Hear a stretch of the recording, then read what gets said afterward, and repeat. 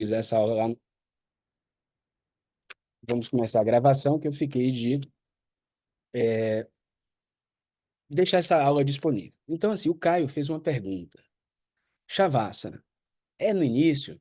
É no meio? É no fim? Pode mais de uma vez? Certo? Qual é o nosso paradigma hoje atual? Na grande maioria das aulas de Hatha Yoga. Vocês sabem. Qual é o paradigma? O que é que predomina em relação ao uso?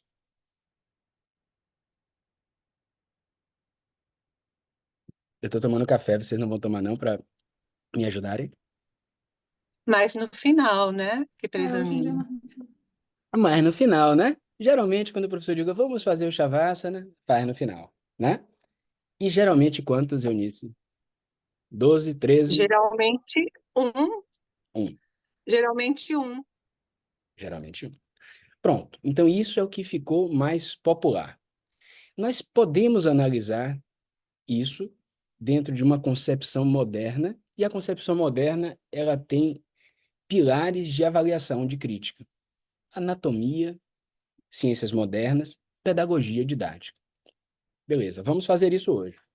Mas sempre que a gente fizer um trabalho de análise, a gente vai começar lá pela origem. Tá certo? Lá pela origem. E a primeira coisa que a gente precisa fazer é dissociar o uso do Shavasana do uso do que a gente faz quando a pessoa está no Shavasana.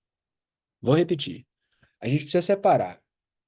Shavasana é uma coisa, e o que normalmente a gente faz hoje, relaxe, Gisela, os dedos dos pés, sinta o relaxamento.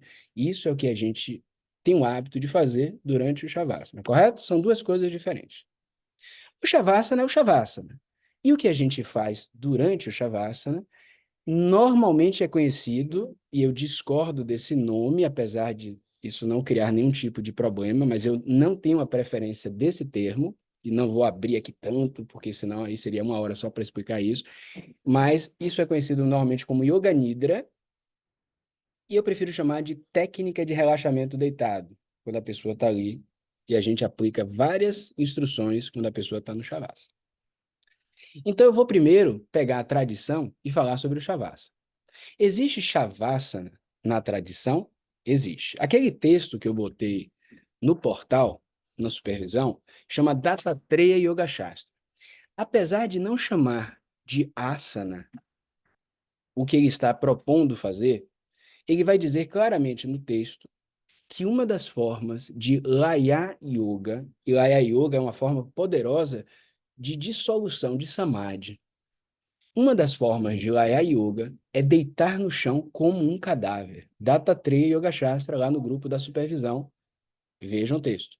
Ele vai explicar sobre Laya Yoga. Ele diz que tem várias formas de dissolução. Uma delas é deitar no chão como um Shavasana. Podemos dizer que é o primeiro anúncio da postura deitada, fazendo alusão ao cadáver, porém, o nome Shavasana não aparece.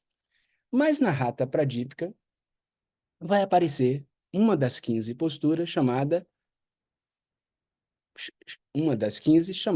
Shavasana. E um verso só será dedicado a essa postura, onde o autor vai dizer: deitado no chão com as costas no solo é Shavasana, que confere relaxamento ao corpo e à mente, ponto final e mais nada. Absolutamente mais nada. Mas nós sabemos a partir da obra.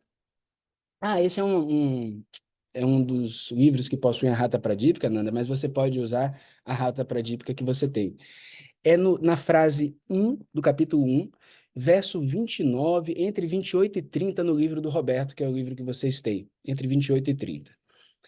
Shavasana recebe um verso. Então, existe Shavasana, e Shavasana não é Yoga Nidra, não é técnica de relaxamento no momento, é simplesmente um asana.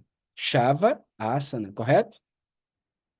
Uma das posturas. Só que sabemos que todas as posturas são para o fim, que é o objetivo do yoga. Outras obras depois, como a Garanda Samhita e as demais, depois da Hatha Pradipika, começam a, algumas delas, elas voltam a apresentar o Shavasana. E existe uma obra apenas que é pouco conhecida, então certamente não é esse o motivo dos professores colocarem no final, porque essa obra não é difundida tanto no Ocidente e muito menos no Brasil. Ela é conhecida de alguns professores que estudam um pouco mais, mas ela não é tão difundida. Ela se chama Hatha Ratna Avali. E essa obra, ela lista 84 asanas e no final ela fala do Shavasana. No final da lista. Será que a pessoa listou, colocou o Shavasana no final porque existia uma sequência e o Shavasana era no final? Não é explícito isso. Mas é a única coisa que a gente tem na tradição que possa dizer assim, olha, o Shavasana é no final. Mas isso não pode ser consistente, por quê? Porque, Messinha, não existem sequências de posturas nos textos tradicionais indianos. Então, eu não posso dizer o lugar do Shavasana, porque não existem menções a faça isso, depois faça aquilo, depois faça aquilo. Nenhuma obra diz faça Padmasana, depois faça Matsyendrasana, depois faça tal coisa. Então, não existe isso. Certo? Então, se eu quiser, se eu esquecer a fala na hora do Shavasana, eu posso botar o Shavasana onde eu quiser e quando eu quiser, entendendo as características do Shavasana. Não estou ferindo a tradição. Agora vamos falar da outra possibilidade, que é quando eu estou no Shavasana e começo a falar coisas. Percepção do corpo, perceba a respiração, perceba a imobilidade do corpo, perceba isso, relaxe isso, relaxe isso. Isso são tipologias, formas diversas de se narrar o que a gente gosta de chamar de tipo de relaxamento e muitas pessoas chamam de Yoga Nidra, sem problema, é só nomenclatura, sem problemas. Isso não existe nos textos antigos, isso é moderno. Não existe nenhum texto de Hatha Yoga que tenha um anga, como existe asana, pranayama, não existe nenhum texto que diga que existe um anga chamado Yoga Nidra, ou relaxamento deitado com Shavasana. De onde vem isso? Provavelmente do relaxamento autógeno de Schultz, que é do século XX, da década de 20, um neurólogo alemão, que desenvolveu uma técnica que ensinasse pessoas que vieram da guerra e que estavam com traumas psicológicos a fazer o próprio relaxamento para ajudar na terapêutica. É o que a gente tem de mais consistente dialogando com a iniciativa de se orientar um relaxamento durante a aula.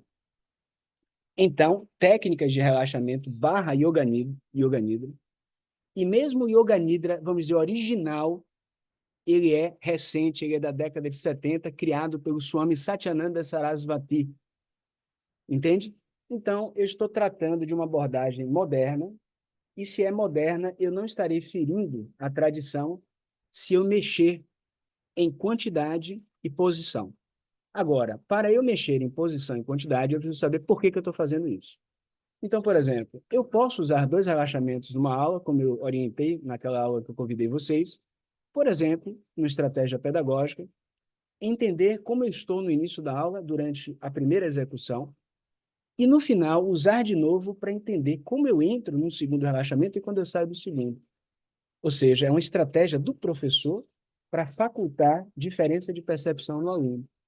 Eu posso usar, de repente, um relaxamento só e no início da aula, se eu sinto que isso é importante para uma turma, numa empresa, onde está todo mundo no alto nível de estresse, e eu resolvo começar com uma coisa de alto impacto. Entende? Então, o que está por trás da posição e da quantidade é uma estratégia pedagógica que faça sentido. Nunca vamos colocar uma coisa na aula só por colocar ou para criar uma diferenciação sem que eu saiba explicar, como orientador, por que eu estou fazendo isso. Tá bom? Então, respondendo a pergunta, Shavasana é um asana. Como asana, sabendo as características, eu o coloco dentro do que faça sentido, dentro do aspecto pedagógico, do aspecto das compreensões mais recentes. Técnicas de relaxamento não são angas, Yoga Nidra não é anga de yoga antigo, então eu também coloco em posição e quantidade de acordo com a minha intenção pedagógica, tá bom? Então não tenho receio de quebrar o paradigma e eu adoro colocar o Shavasana e as técnicas de relaxamento, especialmente, não no momento final. Eu gosto sempre de colocar um pouquinho antes do momento final. Por quê? A minha estratégia pedagógica é não trabalhar, por exemplo, no horário da tarde com o relaxamento ou simplesmente com o Shavasana tão perto do final, para não entregar um aluno na meditação sonolento, o que pode acontecer. Então, eu prefiro ter uma margem de tempo ainda para trabalhar algumas coisas e ter certeza que eu entrego aquele aluno relaxado pelo efeito de tudo, inclusive do Shavasana, mas com o potencial de prestar atenção mais preservado. Tudo bem, gente? Então, essa é a resposta da primeira pergunta e eu abro aqui para algumas considerações, se vocês tiverem.